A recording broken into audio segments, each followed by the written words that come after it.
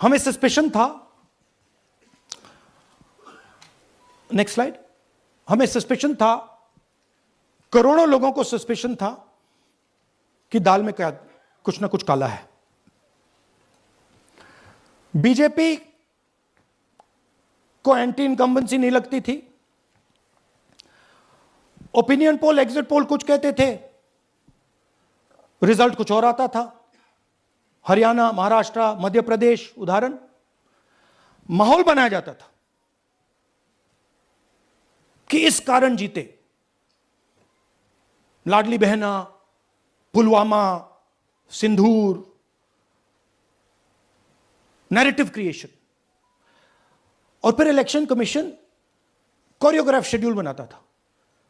जब कागज के वोट पड़ते थे, हिंदुस्तान एक दिन में वोट करता था, बट अब इलेक्ट्रॉनिक वोटर मशीन है, महीने लगते हैं।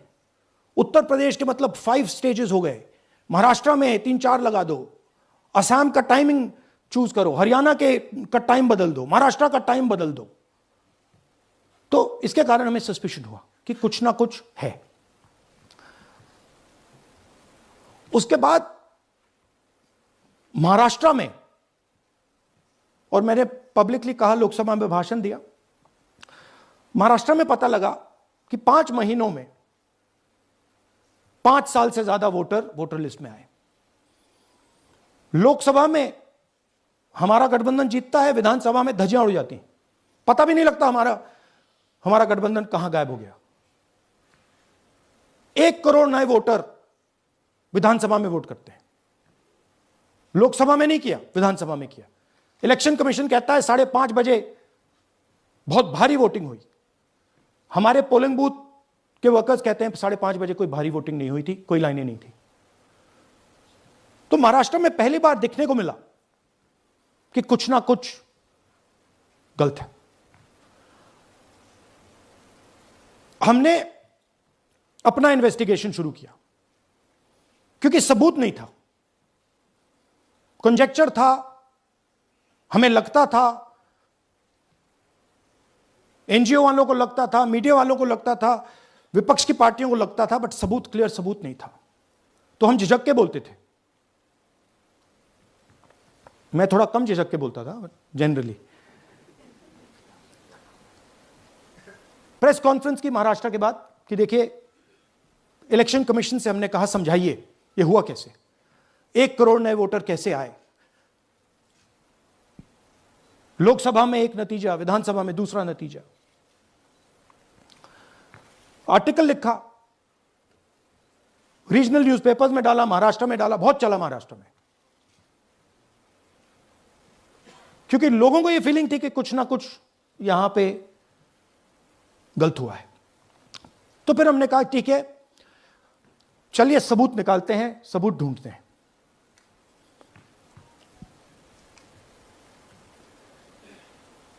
हर स्टेप पे इलेक्शन कमीशन हमें मदद नहीं कर रही थी, उल्टा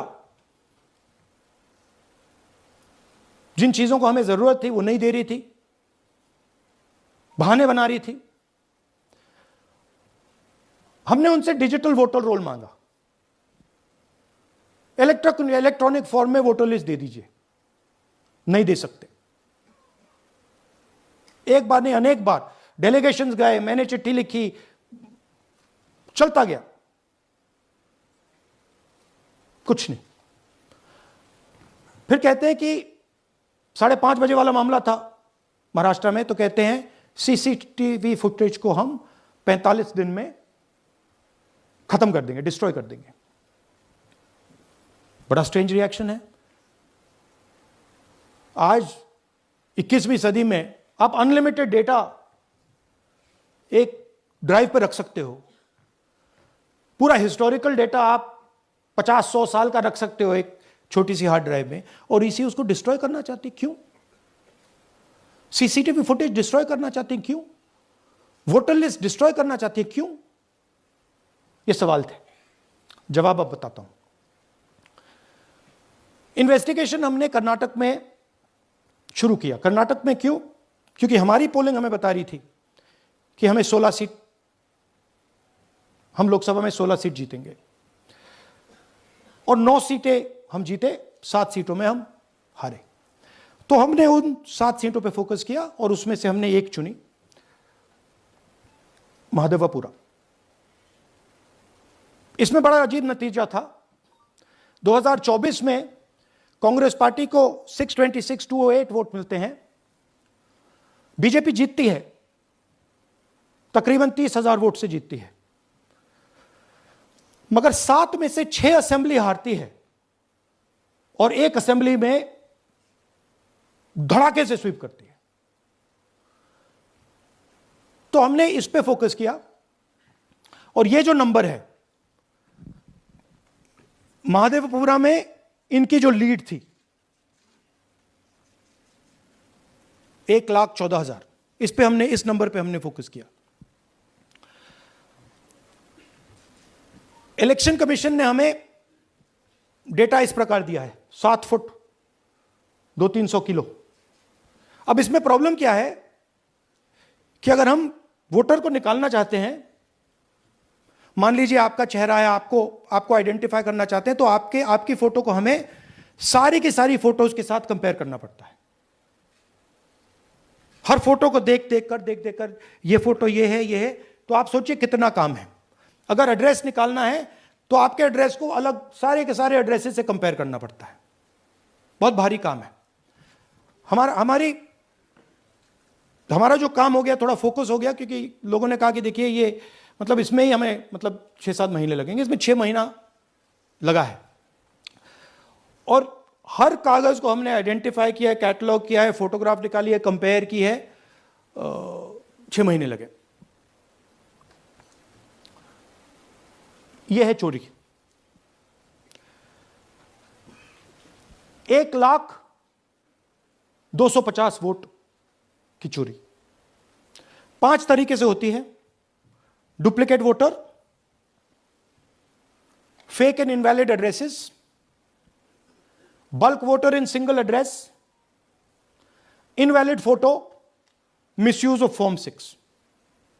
डुप्लीकेट वोटर मतलब एक व्यक्ति 3, 4, 5, 6 बार वोट कर रहा है, या उसका नाम 5-6 बार आ रहा है। फेक इनवैलिड एड्रेस मतलब या तो पता है ही नहीं या फिर फेक है।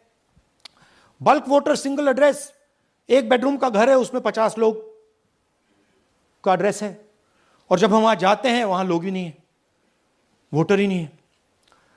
इनवैलिड फोटो, या फोटो है ही नहीं, या फोटो इतनी छोटी है कि उसको पहचाना नहीं जा सकता। और finally misuse of form 6। Form 6 नए वोटर्स के लिए होती है, जो 18 साल का होता है, पिछले इलेक्शन में जिसने वोट नहीं किया उसके लिए होती है। मतलब 18 से 22-23 की एज होनी चाहिए उसकी। तो इसका जबरदस्त मिसयूज हुआ है। अब थोड़ा दिखाते हैं।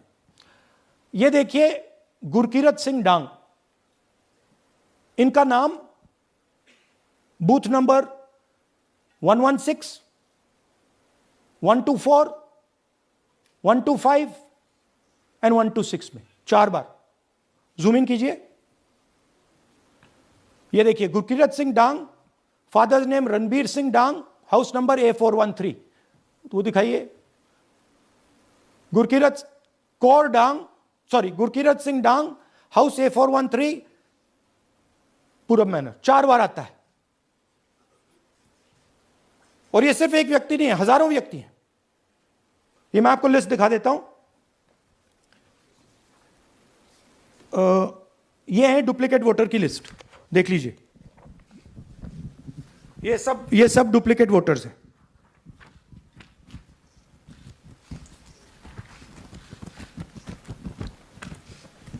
इसके बाद नेक्स्ट, ये देखिए, ये एक और डुप्लीकेट वोटर। नहीं, थोड़ा पीछे ले जाओ, जूम आउट। ये आदित्य श्रीवास्तव जी हैं।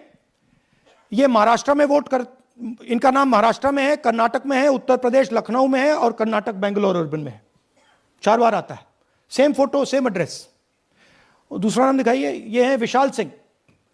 ये कर्नाटक में इनका नाम है, 2 बार कर्नाटक में आता है, और 1 बार देखिए ये वाराणसी में साहब वोट कर रहे हैं, वोटर लिस्ट में है। थोड़ा जूम आउट कीजिए, और ऐसे हजारों हजारों लोग हैं, 11,000 वोट ऐसे चोरी हुआ है। ठीक है, नेक्स्ट, फेक एड्रेस। या तो एड्रेस है ही नहीं, या फिर address 0, house number 0, street number 0 दिखाइए। हाउस नंबर 0 देखिए, मुनियप्पा जी, मंजुला मुनियप्पा जी का हाउस नंबर 0। अच्छा ये देखिए, टेकराज सबकाता, इनका फादर का नाम DFOIGAIDF, हाउस नंबर 0 में रहते हैं। हस्बैंड्स नेम इनका, नीचे जाइए, टिक्का कुमारी आचार्य, नेम YTDR, किसी ने ऐसे ही टाइप कर दिया है, YTDR QPF। अच्छा जूम आउट। और जब हम इन एड्रेसेस को वेरीफाई करने जाते हैं तो कोई एड्रेस नहीं है। 40,000 ऐसे वोटर हैं, या एड्रेस 0 है या फिर एड्रेस है ही नहीं। Next, bulk voters in single address.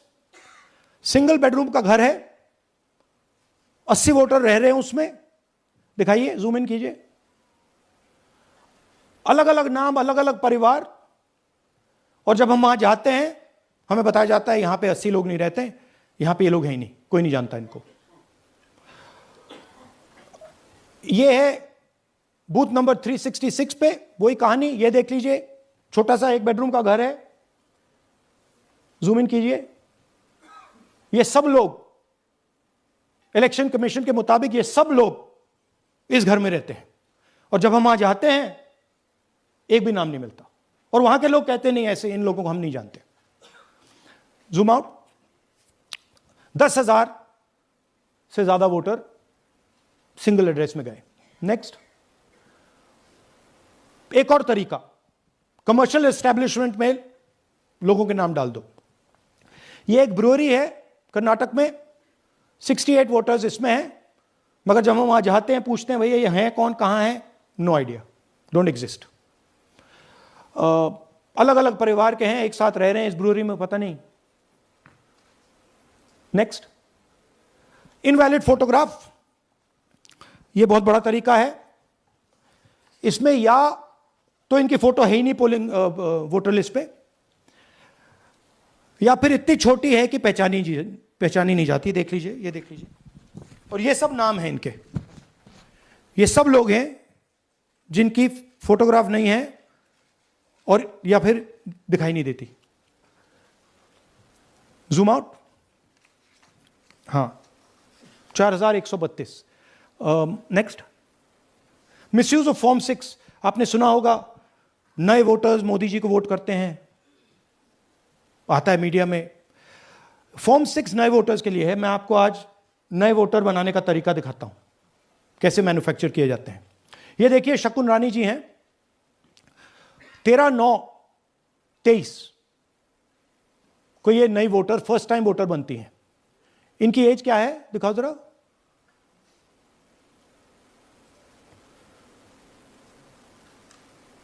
अ, 70 साल की हैं। और ये देखिए कैसे किया गया है। 2 बार अप्लाई करती हैं, पहली बार 13/9, दूसरी बार 31/10। इसमें उनकी फोटो जूम आउट है, इसमें उनकी फोटो जूम इन है। ऊपर देखिए फर्स्ट नेम शकुन, सरनेम रानी। यहां देखिए सरनेम है ही नहीं, फर्स्ट नेम शकुन रानी। और ये देख लीजिए साइड पे इन्होंने 2 बार ही वोट किया है। अब पता नहीं इन्होंने किया है किसी और ने किया है, बट 2 बार इस आईडी कार्ड पे 2 बार वोट लगा है। वो जो टिक है वो पोलिंग बूथ के ऑफिसर की है। इसीलिए सीसीटीवी को डिस्ट्रॉय किया जा रहा है, क्योंकि वो ये हमें पता ना लगे कि शकुन रानी जी है ही नहीं, या फिर कोई और 3-4 बार वोट कर रहा है। और दिखाइए, तो इस प्रकार से बेंगलोर का चुनाव चोरी किया गया। 2-3 और चीजें। हरियाणा का इलेक्शन देखें तो कांग्रेस पार्टी और बीजेपी के बीच में तकरीबन 22,000 वोट का फर्क था टोटल स्टेट में। एक असेंबली में इन्होंने 1 लाख वोट चोरी किए। तो आप इमेजिन कीजिए, स्केल समझिए। एक असेंबली में तकरीबन 12 से 15% वोट इन्होंने मैन्युफैक्चर कर दिया। तो अगर चुनाव में 2-3%, 4% की मार्जिन चल रही है तो वो तो गया, राइट। और हमने ऐसा पैटर्न आइडेंटिफाई किया है देश में, जहां पे एक सीट पे धड़ाके से बीजेपी स्वीप करती है या 2 सीटों पे धड़ाके से स्वीप करती है। बाकी सीट में नेचुरल कंपटीशन चल रहा है और फिर सडनली एक सीट में जैसे यहां हुआ स्वीप हो जाती है और पूरा चुनाव चला जाता है। आखिरी बात, नरेंद्र मोदी 25 लोकसभा सीट के कारण प्रधानमंत्री हैं।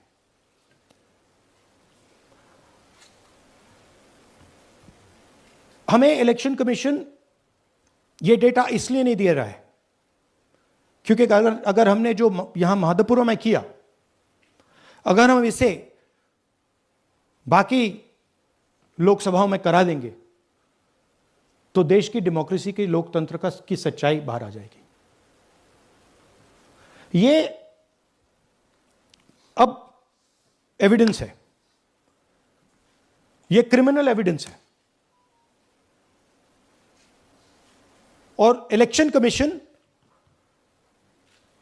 देश में पूरे एविडेंस को डिस्ट्रॉय करने की सोच रहा है। मैंने जैसे कहा 21वीं सदी है, एक हार्ड ड्राइव पे आप पूरा डेटा रख सकते हो, 100 साल 200 साल का डेटा रख सकते हो, जितना रखना है रख दो। मगर इलेक्शन कमीशन 45 दिन में सीसीटीवी को खत्म करना चाह रहा है, वोटर लिस्ट नहीं दे रहा है। तो they are colluding with the BJP, they are helping the BJP destroy the election system in India.